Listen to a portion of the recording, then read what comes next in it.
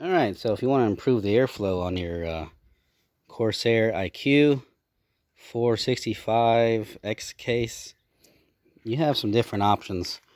I mean, at first I tried cutting with these sheet metal cutters here, which is pretty fast, but it's also very sloppy, so I don't recommend it.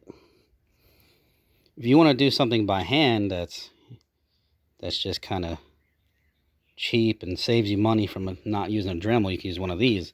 That's what I did originally. I went across this whole thing with this. You just got to connect the dots here and just leave enough room to where you can still mount your fans. Don't mess those up. But then later on, my helper insisted that we smooth this out some with a Dremel. So it did look a little bit rougher than this before. And then we decided to use a Dremel here, so it's even smoother. But I mean, if you don't want to spend money on a Dremel, you could just use one of these, but it's not going to look as clean, just so you know. And then I got a 120 millimeter fan filter to go on here, but I think I'm actually going to end up getting a 140 to get better coverage here, especially because the frame around this might block the RGB lighting a little bit with the lights, with the fan that I'm going to put there. If you do decide to use a Dremel, you can use a cordless, but you only get about 5-10 minutes before it dies and you got to charge it again.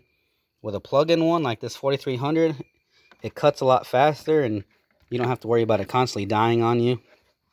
You need a 1.5-inch cutting wheel, like one of these. Sorry, that's my neighbor shooting off his gun. So, metal 1.5 inch, easy lock cutting wheel. And then, if you haven't seen my other videos, I show how you can put a better looking filter on the front of this.